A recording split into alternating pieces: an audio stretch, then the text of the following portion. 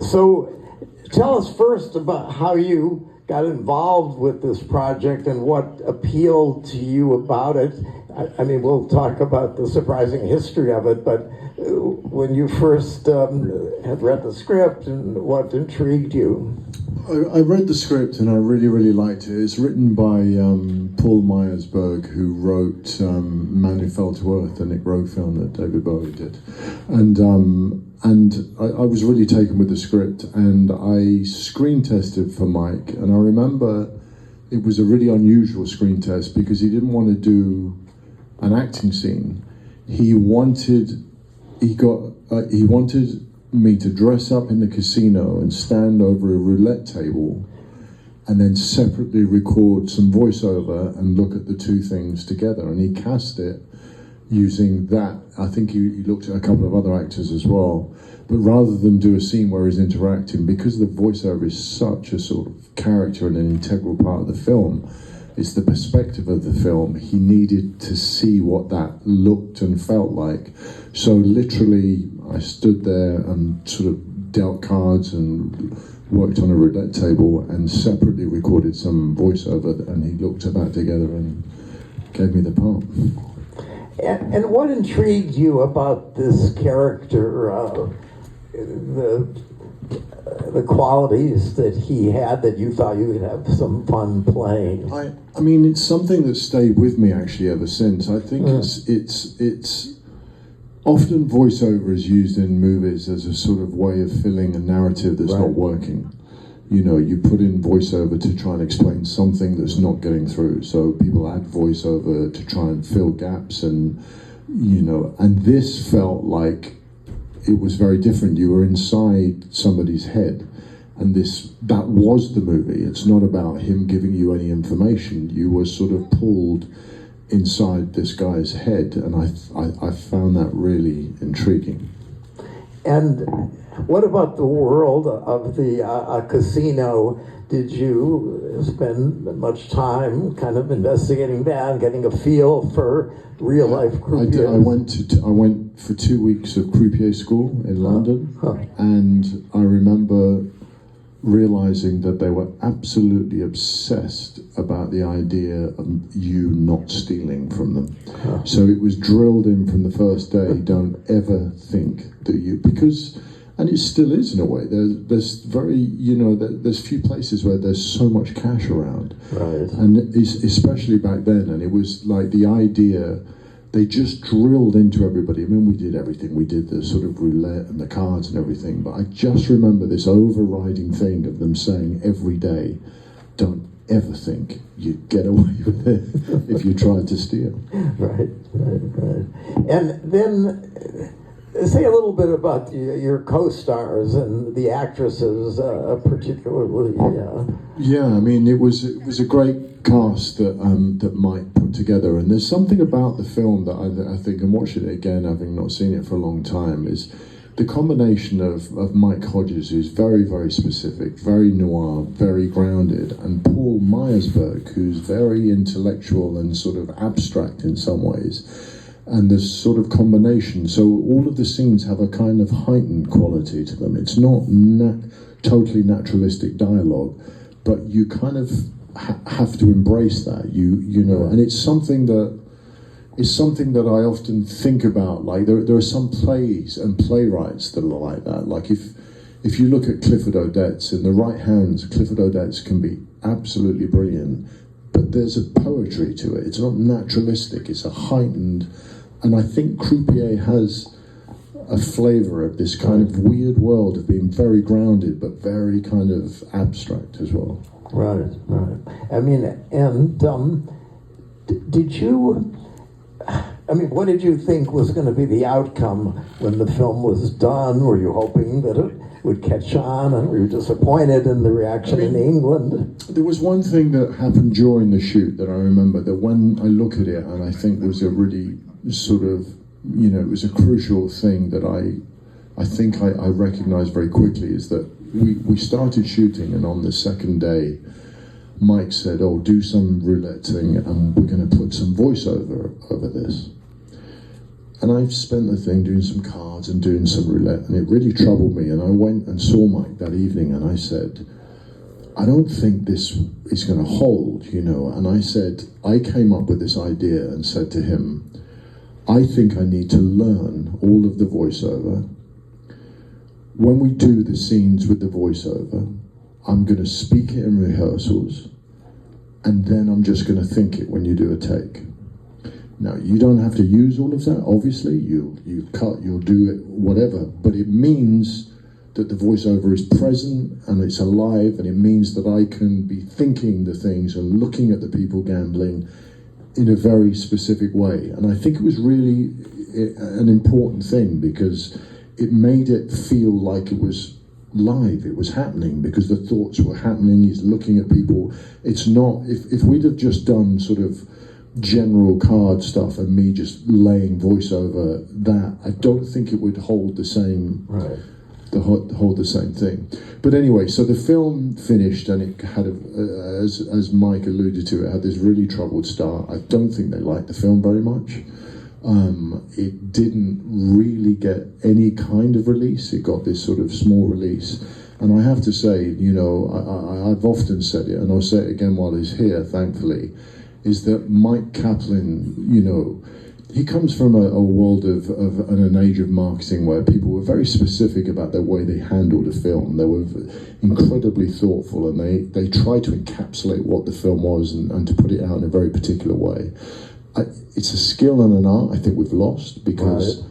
Tell me the last time you saw a great poster for a movie, or I can't remember. You know, I've seen an image that really struck me, and I thought, and if it wasn't for Mike championing this tiny film, Mike Hodges once said that Croupier wasn't released, it escaped.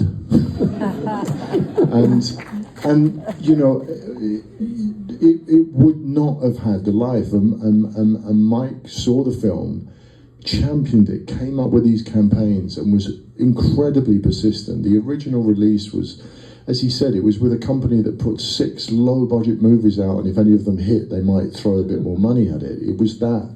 And Croupier had sort of not even got going in the UK.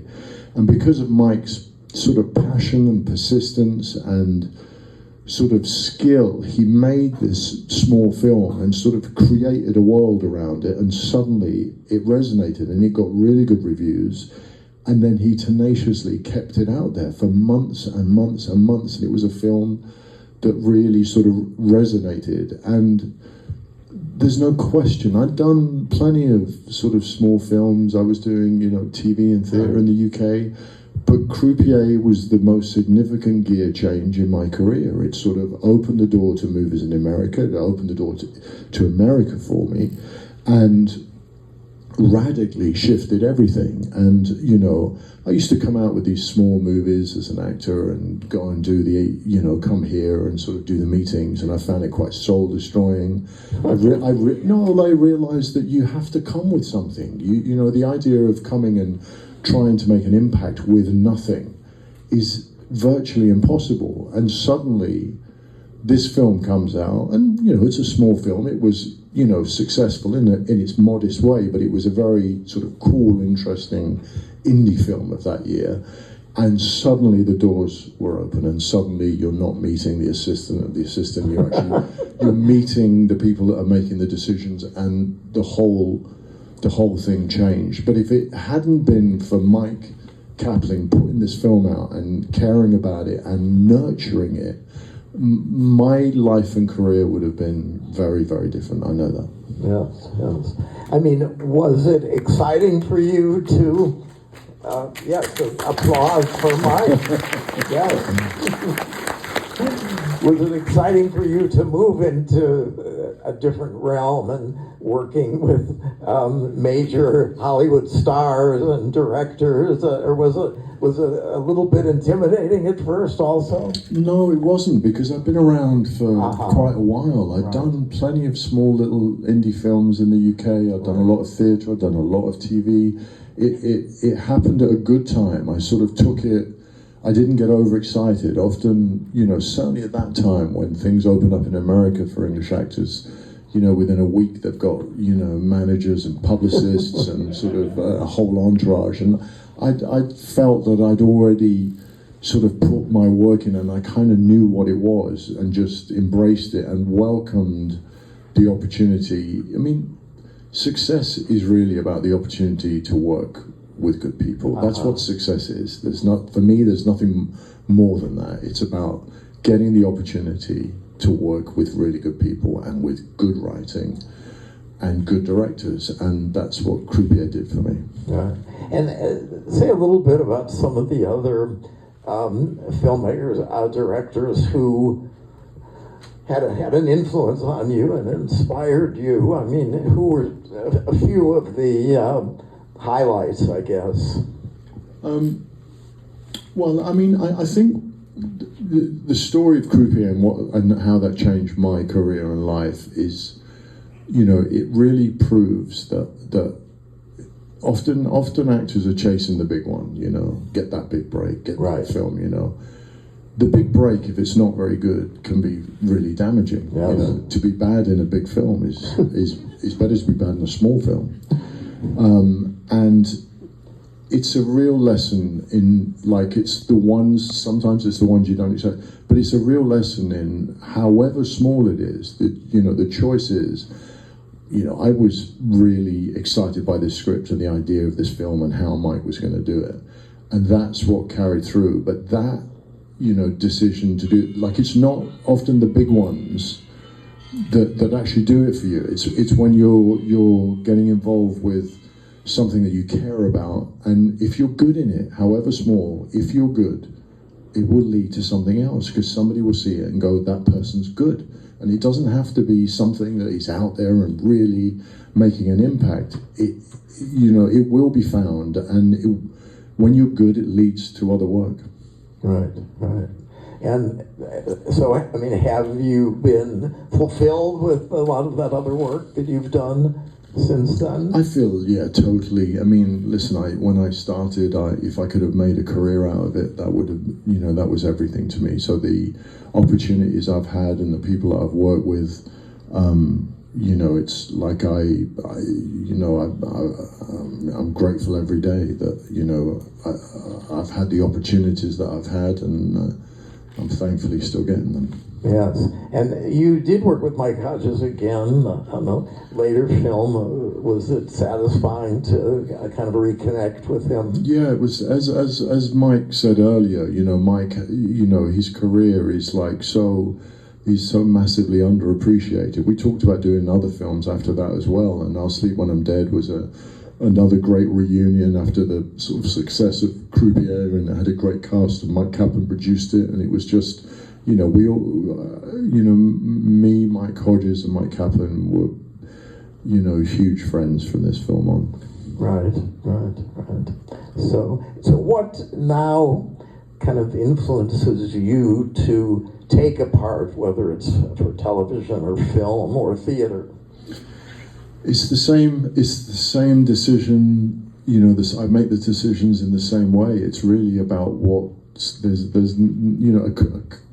a career plan is the sum of decisions, really, and it's about, I get excited by some things and I don't by other things. I don't go chasing the same thing over and over again. I still want to challenge myself. Right. I still want to be interested in things, and there's never been any structure to it. It's just been about, you do your best work if you're set alight by it, and occasionally you'll read a script or you'll meet somebody and go, that sets me alight. That when you choose your work like that, it gets you through the work, because you're not doing it for any other reason. You're not doing it because you think, I think this one could really hit, so I'm going to do this one. You do it for the right reasons, and that's going to carry you through the shoot. And also, there's never then any regrets, because I've had brilliant experiences with really wonderful directors, and the films haven't quite landed like everybody hoped, but everybody gave it a really good go, and it was a really healthy experience. Right. I mean, do you think, there are obviously examples of people who catch on when they're younger with the very first movie, and sometimes it can throw them off. And do you think it was helpful that you had worked for a number of years before catching on? Without question, and I see it. I mean, you know, fame and success is a very sort of evocative and seductive thing, and it can really throw people out because suddenly you're being pulled around in many directions other than the work. And, you know, it's something that, you know, I realized that, you know, because I've done a lot, you know, and I've been working for 10 years before Croupier. So I knew that the most important thing was you keep your eye on the work, and that's where you have to deliver, and all the other stuff, you know, is a distraction and can pull you away. But ultimately, if you want to sustain it, if you want to keep going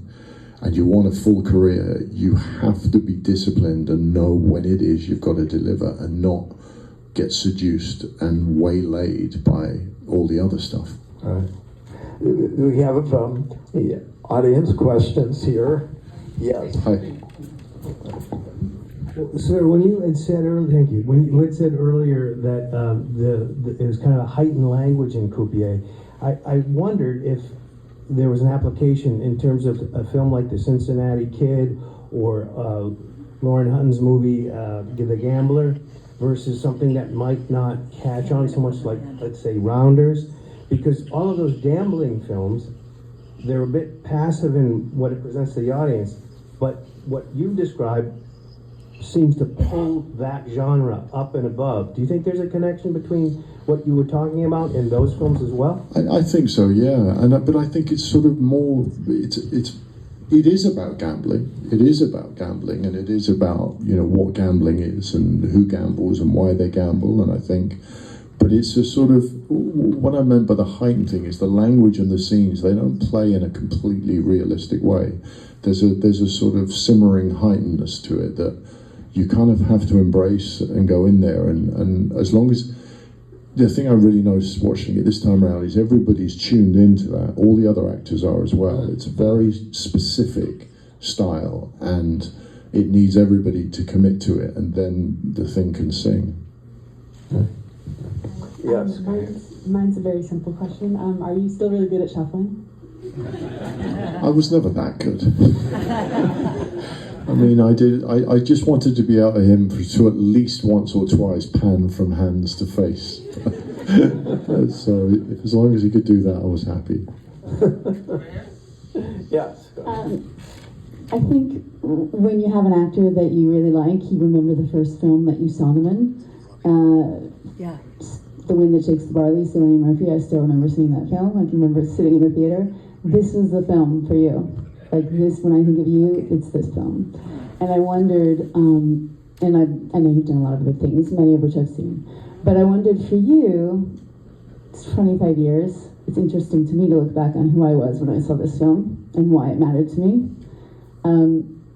How do you feel looking back, literally looking back at yourself, that person on the screen, and what occurs to you when you do that, and do you It's almost like watching somebody else in a weird way, because so much time has passed and I've had so many more experiences, and I've done, you know, sometimes I'm sort of cringing a little choice I made, or, you know, thinking, oh, so naive, you know. But no, it's fond memories, because it was a hugely important film. I feel that certainly in my career, there's a number of key sort of things that happen that are kind of, you know, important steps. And Croupier was, you know, a massive gear change for me and gave me lots and lots of opportunities. So I think very, very fondly of it. I saw it not, they had a Mike Hodges retrospective at the National Film Theatre in London a number of years ago, and that was the first time I'd seen it in a very long time. So I've seen it once in the last sort of 5-6 years, but no, it's I look back at it fondly, but it's not like watching me. It's like watching another version of me. Yes. Hi, Clive. How are you? I have a surprise for you. I'm actually Veronica McGarry. My husband, Ari McGarry, was your producer in the BMW film, so he's right here. And He's got a question. We've got a live. Hey, how are you?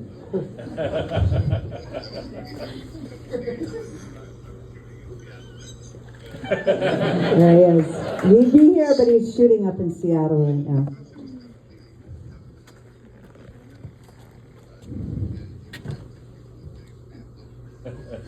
It's a good question. Ari's a great guy. Ari produced the BMW films that we did, and so his question was, how do you think Croupier impacted that? I think it impacted it a lot. I think it was certainly after that film and people seeing that film that I was asked to do it. I remember it took me a while to say yes, because I wasn't sure doing what I thought was commercials, like when things were really beginning to open up for me, was the right thing to do. But then I heard that John Frankenheimer was directing them, and John Woo and Ang Lee, and thought maybe I should do these actually.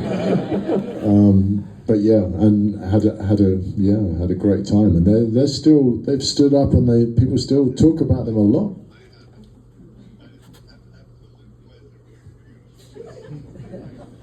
Yeah, thank you, Ari. Say bye, everyone.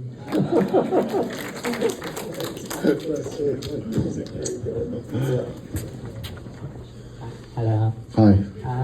So we did talk about that when we did compare you with like so many different actors. Like, but when you are shooting this film, is there any specific actor you're referencing to, or you know? In this film? Like, That influence too. That's good. No, they obviously couldn't make up their mind who I was like.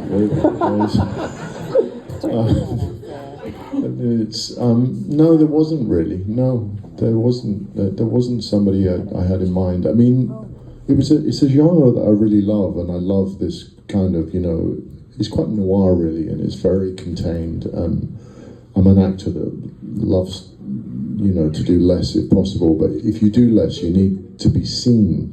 And this was a film that sort of totally, you didn't have to go towards anything. You could just, the camera had to come and find you, which doesn't always happen. And sometimes you can do a contained performance, but if you're not shot right and that people aren't looking right, it cannot sing in the same way. And I was fortunate in this part, knowing that you could keep things very, very tight, but there was no way they were going to miss it. Yeah, so your character in this movie is like fairly stone-faced and monotone. So how do you go about expressing emotion throughout the movie when you can't really do it in traditional ways, I guess? But I think that film acting often is incredibly specific, and I can do a scene in a movie, and you might look at it and think, well, they're all very similar, those takes, and I know that there could be some little shift that happened that makes it radically different for me. It's a very specific thing, and even though that is sort of very, very contained and on one thing, there is music in it. It's just very, very tightly played. It's not, you're not sort of over expressing it. I did remember like watching the scene where I beat the guy up, and it's something that I've used a number of times actually, is that when you're playing a character like that who's so contained, when that scene, I was very keen that he was really violent in that scene, because I think it's important that you take the lid off and you go, oh my God, that's what that guy is carrying, and then you put it back on again. And I think that I've used that a lot with characters that look very sort of contained, but you feel there's something going on, is that you need an opportunity just to go, if you tap into this is, how much there is there, and that it's a good device to use. And I just remember in that scene saying to Mike, I think he should really go there, and then we put the lid back on again. Yes, hi, good evening. I'm wondering if we can just spend some time and hear your thoughts about the three ladies who you are playing with, your character. Particularly, it was the idea that in noir, classic noir, there's a bombshell or a bad woman who brings the character down. And I see in the film you've got different trajectories. The lady you're the Gina McKee character is kind of bringing you up and holding you up, and if you could just comment. Well, on I actually women. think the women, you know, all in their own ways, are very strong in this movie. They aren't just serving. They're all very independent. They've got, you know, when I look at it, I think it's refreshing. I think they're really great parts for women. You know, they're interesting and they're powerful within themselves. And, you know, I think, especially considering it was made 25 years ago, that they're really well written parts and were fun to play. And they were all really good actresses as well. Hi, just watched this film for the first time. I really enjoyed it.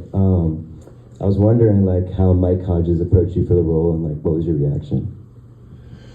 Literally just sent the script, and then we chatted, and he said, "Would you come in and do a screen test?" And I remember, you know, I explained what that screen test was, which was really unusual, but I ended up having a really great time with Mike, and he became, you know, a lifelong friend. It was like we worked together again and regularly hung out. Yeah, so I was just very thrilled he came to me. You know, now the film business has changed so much that so many things are done on streaming, and especially with a smaller, quirkier film like this, to get audiences to go out to a theater to see it, which 25 years ago they did. And as you said, it played for several months, and that doesn't happen anymore, or very rarely. So how do you feel about those changes that we've been living through in just the last few years? Well, I think that everything has to adapt, because there's no stopping it, really. It is, you know, it's desperately sad, and, you know, sort of, the idea of a film like that even getting into a cinema in this day and age is probably, you know, is really difficult, and much more difficult than it was then. But to be fair, even then, you know, it took again Mike Kaplan to totally sort of passionately apply himself and like battle after battle after battle, to want to get it out, and then to keep it out and keep reinvigorating the campaign and keep on people to keep it in those cinemas. And it was longer than months. Like it was still playing in cinemas a year after it was released. You know, like and that was just Mike's sort of persistence and understanding how to keep that ball in the air in a way, which, I mean, that art is totally gone, because films get blitzed out and then you can't see them 2 weeks later. I know. I mean, even a film that gets a lot of acclaim, it'll play like in an art house for a couple of weeks, and that will be the end of it in terms of the theatrical experience. So. Sure, yeah. Anyway, just a couple more. Hi. I would say that what it seems to be channeling, in a sense, was almost like a young James Bond, which would be any British actor's dream role. Would you say that you took a little bit of inspiration and/or the thought of, this would be my chance to showcase myself, doing almost like the role of that? No, I think it was the other way around. I think I did this film, and then they talked a lot about James Bond because I was wearing a tuxedo and keeping it very contained. So it certainly wasn't an inspiration for me, but it did get talked a lot after the film came out. Right, yes, it was mentioned in some of the reviews, yes. Thank you. This is the first time I've seen this in 25 years. So I remember seeing it in London. I went to see it 3 times in London because I was so blown away by it. So it's just the delight that you came out, and it's just wonderful. So this is the 4th time I've seen it, so the first time in 25 years. I had one question, which is, obviously it's been 25 years. The question must have come of a Croupier 2, or was it a case that you know, the story's so complete that you know, there's nothing. What happened to Jake and Bella? What happened to Mike Hodges and Paul Myersberg are not sequel kind of guys, I have to say. They're not chasing the money. Right. Yeah, go ahead. Hi. First of all, I think a lot of people here would say the same, which is thank you very much for so many of your performances. Thank you. something earlier that I've been an AD for 35 years, and success is about getting the opportunity to work with really good people, which is one of the best lines I've ever heard. And I think a corollary to that is when people get successful, one of the downsides is that people stop saying no to them. And it's a really bad disease to get, you know. People say no and you do strange things. Did you have someone sort of influence you to have such a great handle on it, or you just figured it out early? I mean, it's a fascinating thing to see someone say, you know, I'm not going to let it get to me, I'm going to focus on the work.